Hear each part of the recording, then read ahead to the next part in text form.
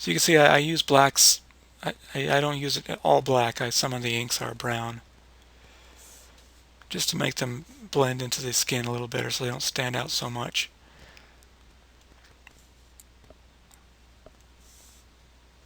Now, on to the shading and lighting. I do 2 steps on this one. I normally do 1, but on this one I did 2. And it looks really good, but it certainly takes longer. This is the main lighting.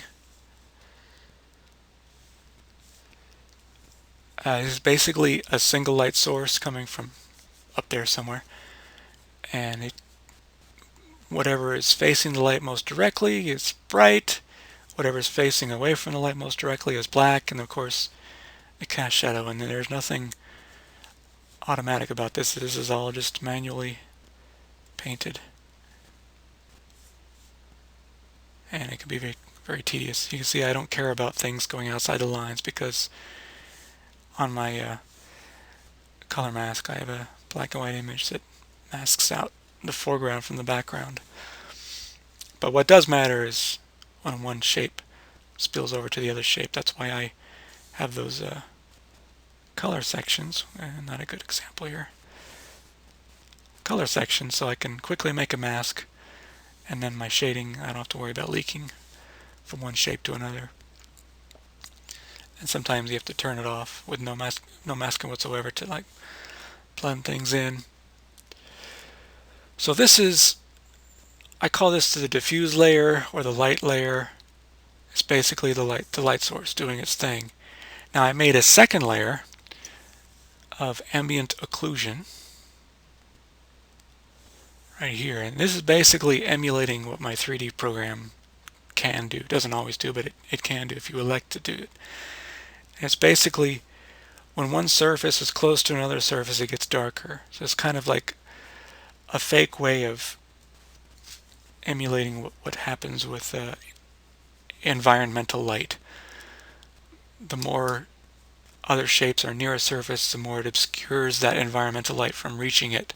So it gets darker inside of corners and recessed areas. Like in here and under the fingers. Anywhere the 2 fingers are close to another. It's not like a regular light source, so you can't think of it that way.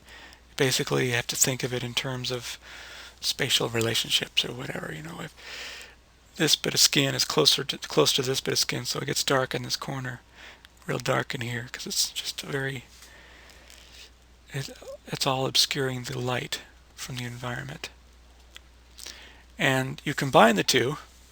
I don't do it in here because GIMP has very primitive layer blending. It's basically just standard. There's no screening or nothing.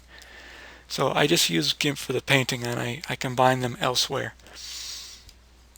So I just have to trust that what I'm going to do looks good when I blend them later. But I would turn off the inks and then save that as an image, and then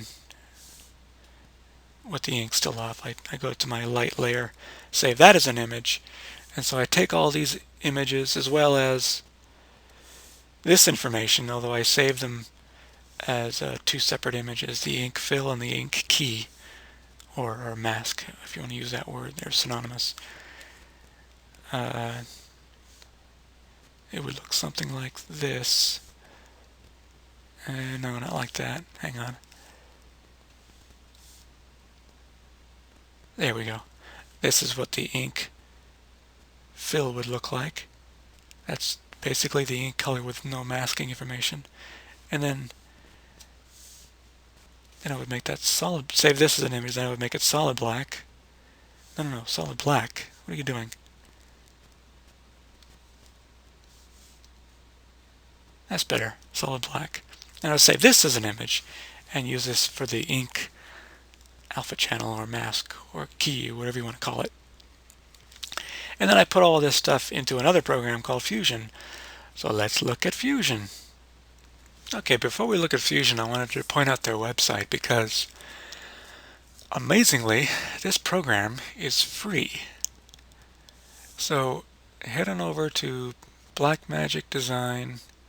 I wonder if you can just, well, you could put /product/fusion, but I think if you just go to Blackmagic Design, you can still find it. So, products, and yeah, maybe it would be better to just type in /products/fusion. There it is.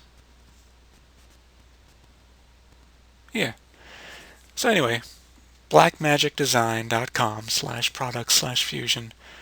This is a free program. There's a pay version which lets you save out ultra high res images. But if you're just doing anything else, and you know, it does also does stereo stuff, I think. But if you get the free version, you can do a heck of a lot with it, and it's excellent. I highly recommend everybody use this because it's kind of like Photoshop for animations, and it's got a node interface which I like a lot. So get yourself that program. Now let's look at Fusion. Okay, here we are in Fusion. You can see the layout is kind of like split into three sections. We got the flow here, we got our preview here, and we got like settings for whatever we have selected over here. It changes basically whatever you have picked. So let's move my display over here so we can take a closer look at the flow. So this is the compositing flow. As you can see, it's fairly complex, although it can get a lot more complex than this. See, we'll start here with the background color, which is purple right now. It may change.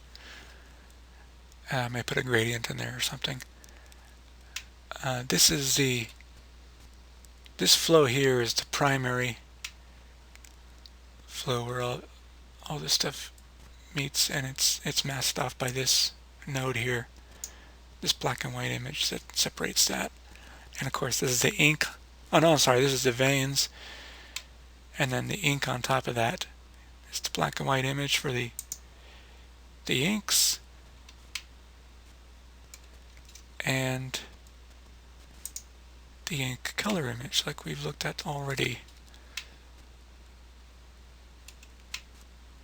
And over here, okay, this is subject to change because of what I just noticed when I first loaded this in, because you saw at the beginning I had painted some different colors inside of her pupils, but now I'm getting like a red tint in there, and that's not desired.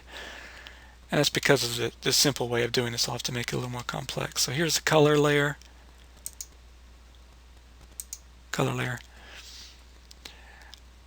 And it's going through this brightness contrast node, which darkens that.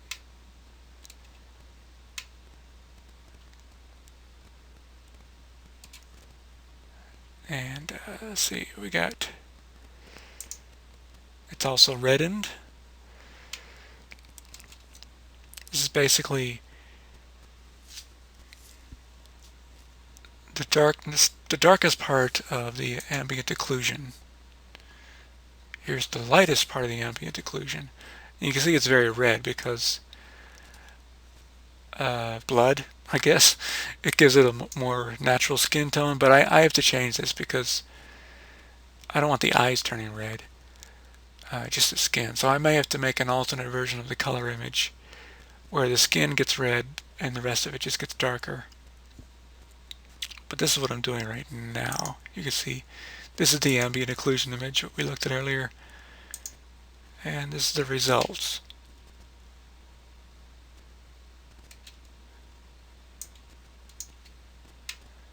And then over here is the light, the key light, which is this. So this is being used as an alpha channel for this, which is our stock color information, and that gets merged on top of that in screen mode, which does something like this.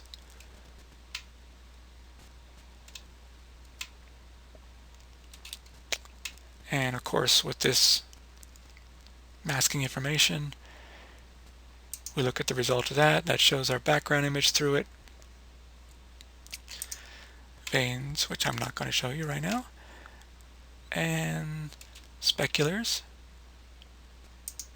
Add some highlights on the glasses and in the eyes and stuff like that. And the reflections here. And the inks. Then after that are some glow effects. Very soft glow, a glow around the speculars, and the brightest elements of the speculars get a little star pattern there, as you can see on the earring and glasses, stuff like that. And that's basically it. I'm not finished yet, but I'm very close to it. So if you'd like to see the full image, have it sent to you, then please send me a donation of $2 or more. It would very much be appreciated. And if you can afford more, it would really help me out. But yeah. Oh, one other thing to note, because this image resolution is super high res, and of the limitation of this free version of Fusion, I have to crop it. So I'm using this crop node. So I will crop it several times and save out sections of the image, and I will piece them together in another program. But yeah, that's basically it. Thank you for watching and for your generosity and support and all that stuff. I love you guys and gals, and even this one. This is one of you. This is one of my donors right there. I have the most attractive donors. So thank you for watching, and take care.